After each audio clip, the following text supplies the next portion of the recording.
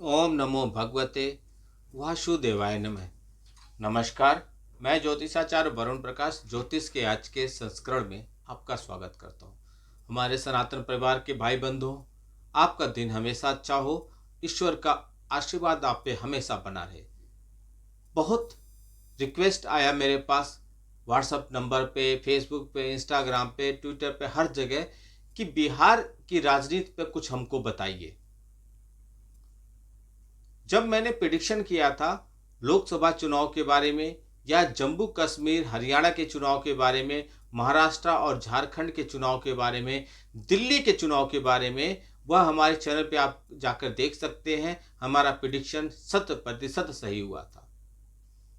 तो उसी प्रिडिक्शन के आधार पर लोगों की जागरूकता और लोगों की निष्ठा और विश्वास जमने के बाद वह अब जानना चाहते थे कि बिहार के राजनीति पर हम कुछ प्रकाश डालें। तो देखिए मित्रों, जब चुनाव का डेट आ जाता है, प्रत्याशियों की लिस्ट आ जाती है, तो उनकी कुंडली देखकर मालूम होता है कि वो जीतेंगे हारेंगे। इसी अनुसार यह मालूम हो जाता है कि कितनी सीटें आने की संभावना है, क्योंकि प्रत्याशियों की कुंडली से अनुमान लगाया जा सकता है।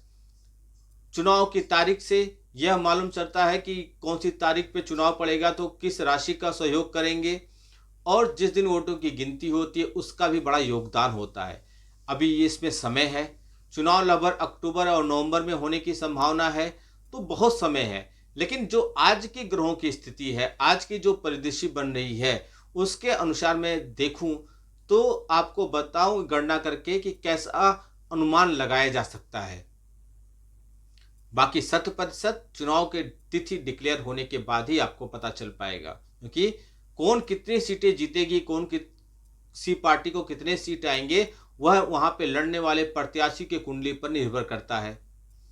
एक अकेले मोदी नहीं जीता सकते। मोदी के नाम पे जितने लोग चुनाव लड़ रहे हैं, यानी कि एनडीए और बीजेपी के नाम पे सपोज कीजिए कि एक आप एनडीए का चुनाव हो रहा है, लोकसभा का चुनाव हो रहा है और नितिन गडकरी चुनाव लड़ रहे हैं, तो नितिन गडकरी का कुंडली देखकर किस सीट से लड़ रहे हैं तभी बता सकते हैं कि मोदी की सीट की बढ़ोतरी होगी कम होगी। तो यह तभी निर्भर है। लेकिन अभी के हिसाब से क्या अंदाजा लगा सकते हैं ग्रहों की स्थिति के हिसाब से, वह आप समझिए। तो बिहार की राजनीति के सबसे लोकप्रिय चेहरे नीतीश कुमार जी का राजनीतिक सफर किसी प्रेरणा से कम नहीं है। बिहार बिजली बोर्ड में काम करने से लेकर बिहार के मुख्यमंत्री के तौर पर बिहार का भविष्य तय करने तक अपनी किस्मत बदलने का जुनून उनको हमेशा रहा है। क्या आपने कभी सोचा है कि बिहार के मुख्यमंत्री नीतीश कुमार को सही रास्ते पर चलने के लिए कौन सी बाहरी ताकत मार्गदर्शन कर रही है? बाहरी ताकत का मतलब ग्रहों की कौन सी ग्रह उनको हमेशा ऐसे निर्णय लेने से हमेशा प्रेरित करती है। तो आपको आज यह बताऊंगा आखिर वह कौन सा कारण है जिससे नीतीश कुमार ऐसे निर्णय ले लेते हैं और वह सफल रहते हैं। नीतीश कुमार जी का कुंडली पहले एक बार देखिए। तो नीतीश कुमार जी का जन्म आप कुंडली में देखेंगे तो बहुत कुछ आप उससे समझ जाएंगे कि क्या है। नीतीश कुमार जी का जन्म 1 मार्च 1951 को हुआ था, दोपहर में 1:51 पे बख्तियारपुर, पटना, बिहार में उनका जन्म हुआ था। जन्म का दिन जब हुए थे उनका तो गुरुवार था। जन्म नक्षत्र जो था ज्येष्ठा नक्षत्र था और लग्न था मिथुन, यह था। और उनकी राशि होती है वृश्चिक राशि। वृश्चिक राशि पे शनि की ढैया चल रही थी जो अब समाप्त हो रही है। तो अब कैसे आप देखेंगे कि क्या प्रभाव पड़ेगा। यदि मैं नीतीश कुमार जी का कुंडली का विश्लेषण करूं तो राजनीति की दुनिया में यह नीतीश कुमार की राजनीतिक विशेषज्ञता ही है जिन्हें उन्हें 8 बार बिहार का मुख्यमंत्री बनाए रखा है। वैसे इसका कुछ श्रेय बिहार की जनता के समर्थन और प्यार को भी दिया जाना चाहिए। लेकिन बिहार की जनता की तरह क्या ज्योतिष सितारे भी इनका साथ दे रहे थे, और वो कैसे दे रहे थे? तो यह समझिए उनकी कुंडली के विश्लेषण का। नीतीश कुमार जी की जो कुंडली है वो वृश्चिक राशि है।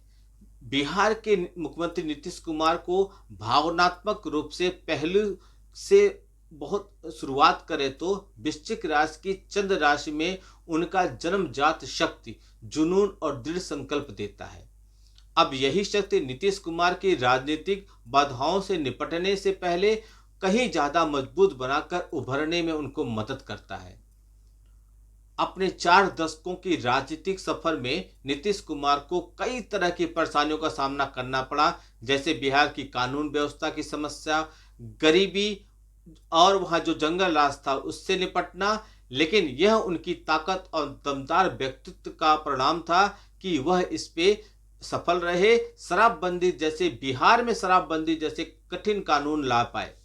तो यह वृश्चिक राशि का प्रभाव था। वृश्चिक राशि के लोग थोड़े दृढ़ संकल्पी होते हैं। सूर्य का मीन राशि में उनके कुंडली में देखेंगे सूर्यदेव, मैंने स्क्रीन पे लगा दिया है उनकी कुंडली। सूर्यदेव मीन राशि में है। अब इसका आप ये देखेंगे तो नीतीश कुमार जी की सूर्य राशि उनके बाहरी व्यक्तित्व को आकार देती है। मीन राशि के सूर्य जो नीतीश कुमार को अपने लोगों के प्रति अत्यधिक संवेदनशील और सहानुभूति बनाती है, यानी कि उनके प्रति लोग इमोशनल होते हैं। यही कारण है कि नीतीश कुमार ने अपने राजनीतिक जीवन को अपने लोगों को बेहतरी के लिए समर्पित किया। बिहार की जनता को बेहतर से बेहतर कार्यकाल मिले, ई शक्ति, जल जीवन, हरियाली, कई ऐसी महत्वपूर्ण योजना लाकर उन्होंने परिवर्तन करने की कोशिश की।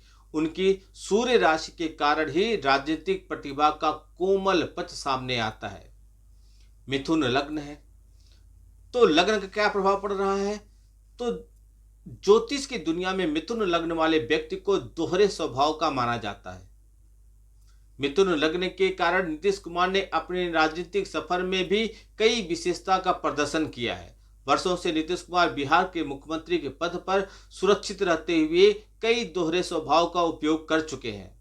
अपने दोहरे स्वभाव के कारण उन्होंने कई बार एनडीए, कांग्रेस और लालू यादव की पार्टी से गठबंधन किया, साथ रहे, साथ छोड़े, फिर पकड़े, फिर छोड़े, ऐसी उनके वजह से मिथुन लग्न की वजह से उन्होंने करते रहे। लेकिन आखिर वो कौन सी वजह है कि हर बार उनका फैसला सही हुआ, वह मैं आपको आगे बताऊंगा, और अभी क्या होगा वह भी आगे आगे बताऊंगा। उनके कुंडली में 10वें भाव में मंगल है, तो यह नीतीश कुमार को सूर्य और चंद्र राशि के लिए लाभदायक साबित होते हैं। वहीं 10वें भाव में मंगल की स्थिति उनके कैरियर में कुछ चुनौतियां और रुकावट लेकर तो आती है। वैसे नीतीश कुमार को अवसरवादी छवि उनकी नीतियों और क्रियान्वित करने के लिए मशहूर करती है। लेकिन नीतीश कुमार साइकिल और भोजन कार्यक्रम जैसे सबसे ज्यादा प्रशंसा और चर्चित नीतियों में से लागू कर पाए थे, वह इसी वजह से क्योंकि उनके साथ मंगल का प्रभाव था।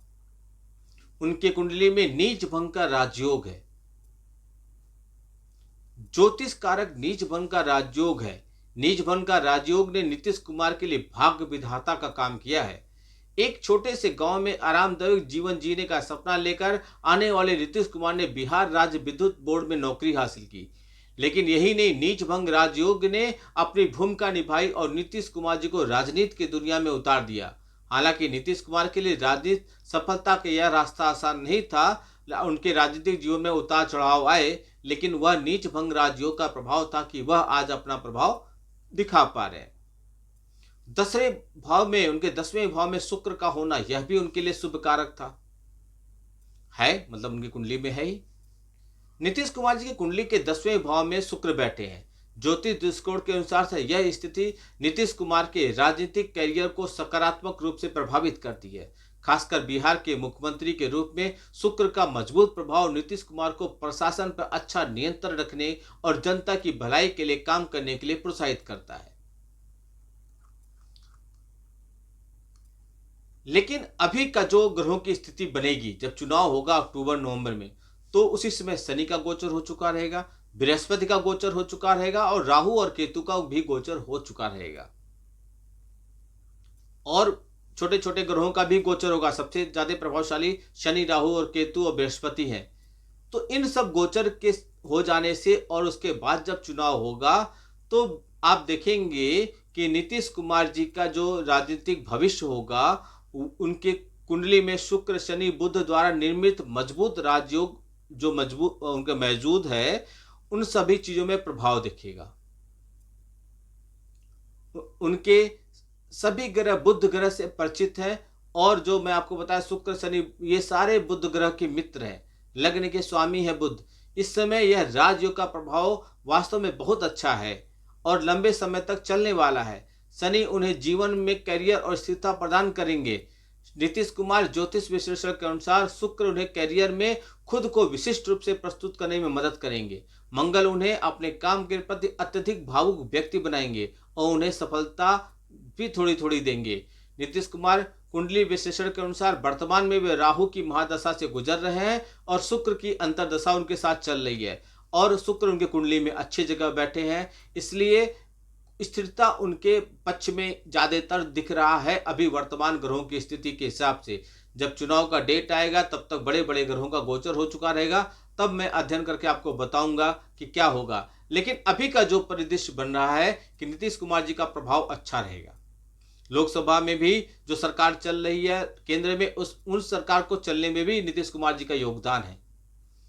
तो इनका राजनीतिक वर्चस्व मंगल और शुक्र के कारण, सूर्य के कारण और वृश्चिक राशि के कारण, लग्न के कारण इसके बहुत प्रभाव पड़ रहा है। अभी उनकी कुंडली बहुत मजबूत है।